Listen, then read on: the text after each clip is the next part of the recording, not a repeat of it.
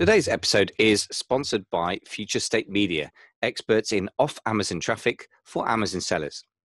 Future State Media will build you a custom-made website to deliver sales for you on Amazon.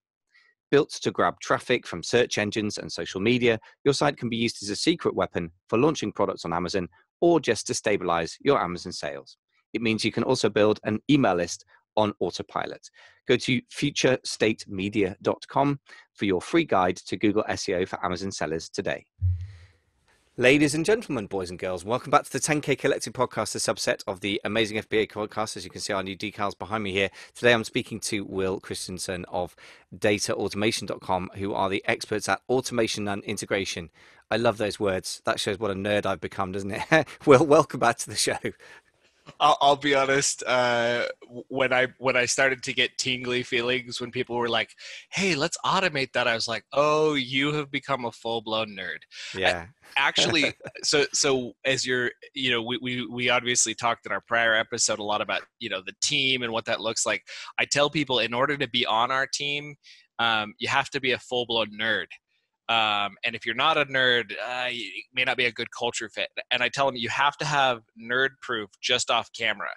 And so, for those of you who are listening, you can't see it, but I actually do have a real sword on camera. You can kind of hear me pulling it out there.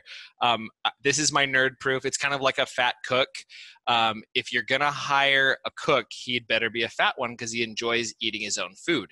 If you're gonna hire a tech guy, he'd better be a nerd who eats his own food. So that's a Lord of the Rings replica, and it is just off camera, just in case the zombies come to my office. I was going to say, yeah, I suppose it's a safety thing, but yeah, if I were in your shoes, I'd be having that on camera because it would be so gloriously different. That's amazing. You got a real sword, dude. That's extraordinary. Welcome to Nerdsville. Well, look, the name of your podcast is called Automate, Delegate, Eliminate, and that's the title of today's episode as well. So. Just tell us quickly about the podcast. I mean, I guess it does what it says on the tin, right? But very, very briefly. Yeah. The first season has recently been released, and we basically dove into e-commerce and automate, delegate, eliminate. And we picked apart several of my clients' processes. I met with the head of development over at ShipStation, and we picked apart nomenclature and what that does to automation. It's been a super fun series to kind of see what it's like and take all sorts of different angles on that pivot point, which is the point at which you decide, okay, is it time to automate this process, delegate this process, or eliminate this process? Okay. And I found that exists everywhere in all businesses. Amazing. So since you call it a pivot point, I guess that implies it's a point of sort of change of direction between two different directions. When do these points come up? And can you just give us a concrete example? Because for those who don't think so abstractly, it's I don't know if I am one of those people or not, but let's give a simple illustration. So what you have to think about is what are your, how are you going to take what you're looking at and really build upon it and grow upon it and see where it's going. And as an entrepreneur, when you're getting into a process, let's say that your process was, taking tracking numbers out of a manufacturer's email and pasting those tracking numbers in Amazon because you're fulfilling that way. You got somebody who's drop shipping your stuff. Or let's say that it was managing some piece of your FBA process where you're, you got the labels that are coming in, you got to put those labels in a spreadsheet and then print them all out and do whatever that is. Whatever that process that you're doing is, what you're looking for is when it starts to take more than 551, more than 1551, more than 15 minutes a day, 1511. Man, I got to know my own tagline here. So more than 1511, more than 15 minutes a day, more than an hour a week, or more than an hour a month, 1511. Okay. So if it's taking more than those different time points, that's where you start to look at it and say, okay, it's probably time to start looking at it.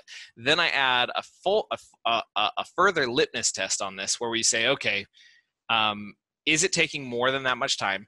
And if I were to bring on an intern, somebody who had basic Excel, Google Sheets, and email experience, would it take me the same amount of time to teach them how to do it as it would to do it? And if you think, oh, you know what, I could teach somebody, like they'd only have to watch me do this once, and then they'd need little to no guidance after that to do that job. That's probably a prime target for automation, delegation, or elimination. And in that situation, I would do it in sequence. First, I would delegate that responsibility to someone, and after they delegated, I would say, okay, I would like you to document that process and see exactly what that is and how I did it and where it goes. So they document it. Then after you've documented that process, you're ready to start saying, okay, now that I've documented it, I've handed it over to another person, it's been running there for a couple of weeks, can I automate this? Start doing some Google searching and seeing where it is, and then you eliminate the manual process and it turns into something that's automated. So you kind of have to see where that is, and in terms of, that talking about those labels that you're creating, or whatever else it is, it's about finding a process that's repetitive that you can then systematize and hand off to a robot or to a human being. So tell me about the eliminate piece then. Does that not come earlier in the process? Like you review what you're doing and go, hell, we don't need to be doing this? Or is it you think of elimination as eliminating stuff on your personal plate? No, I think elimination goes into those standpoints as well. You talk about eliminating business waste, and elimination really is the process of choosing what's working. So another book that I love, that I think has we talked about the E Myth on our last episode.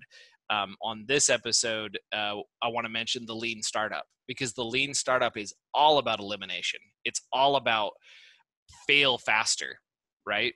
Find out what isn't working so that you can eliminate it and start working towards what is working, and do real life tests to figure that out as quickly as possible.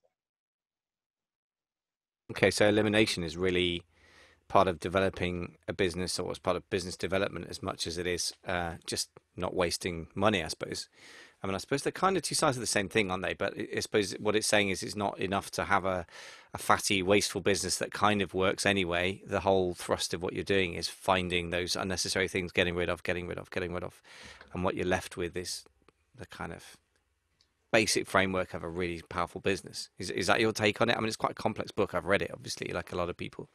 Yeah, the thing that I would say is it's about creating that stop doing list. I found that my start doing list is generally always longer than my stop doing list. I always have new ideas that I want to try and new things that are there, but I have a hard time letting go of things. And so if I can figure out how to systematically let go of that which is less important, my money generating opportunities are going to increase, because I'm finding the things which don't generate revenue and I'm eliminating them. So it's very important that you have a start doing list, but you, equally important, if not more important, because less people are doing it, have a stop doing list.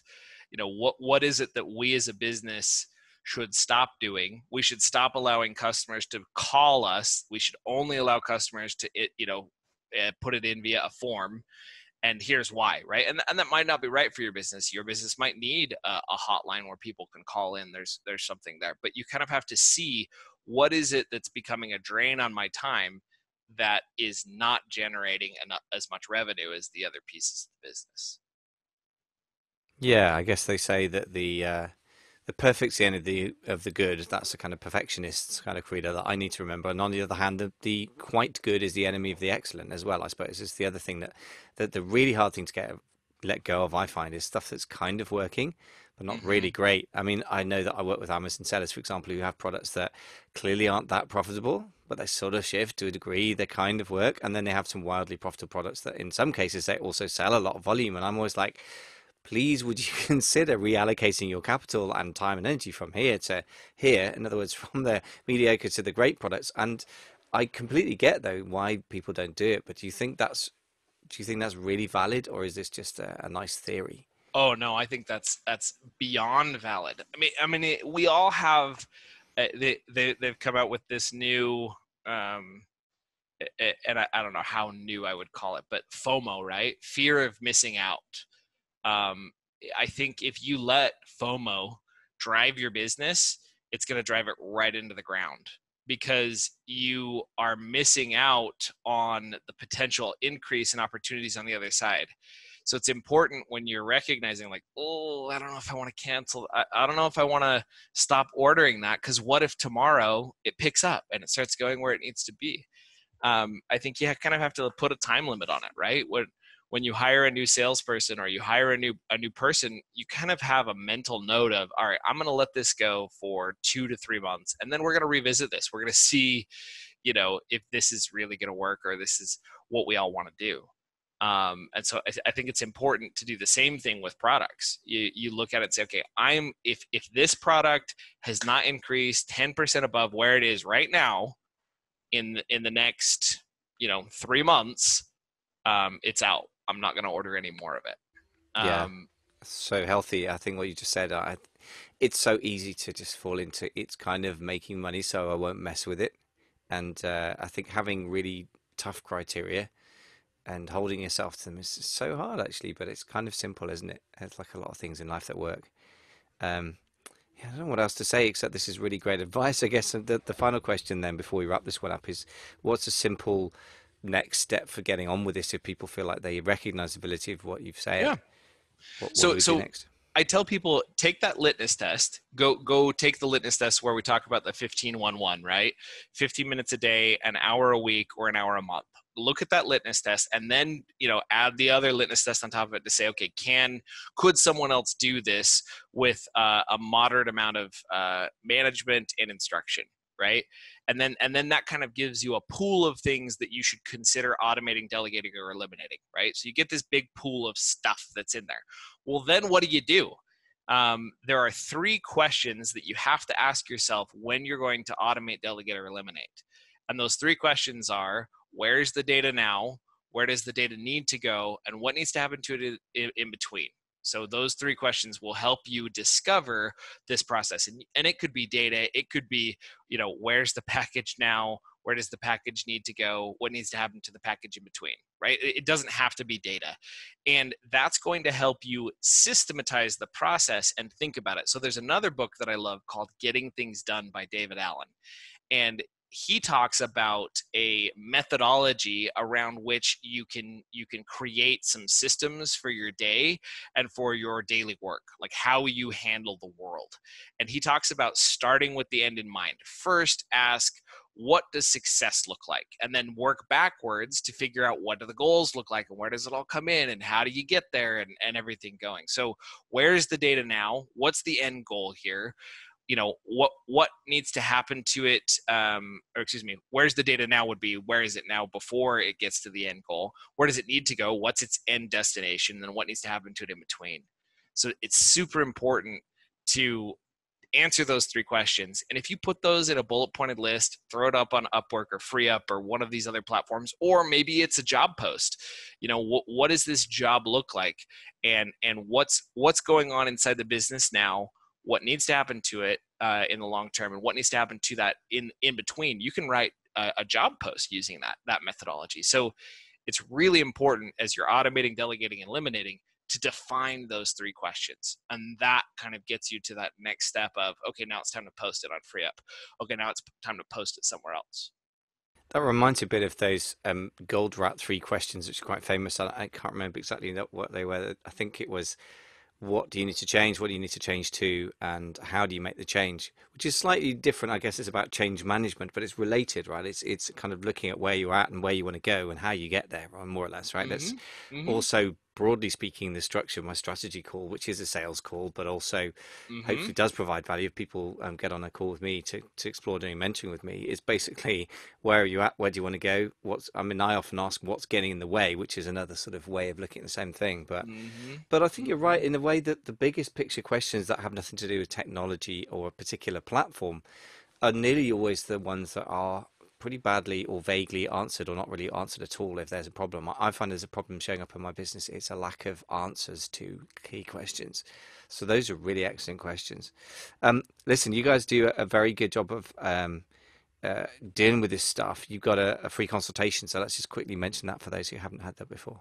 Yeah, so we offer a consultation where we'll go through those 3 questions with you on call, 30 minutes. We'll actually help you vet and answer those and create a diagram around the project that you're working on that'll give you enough clarity to figure out where you're going next, what you need to be doing next. So, really powerful stuff in terms of how to help you get to where you need to go.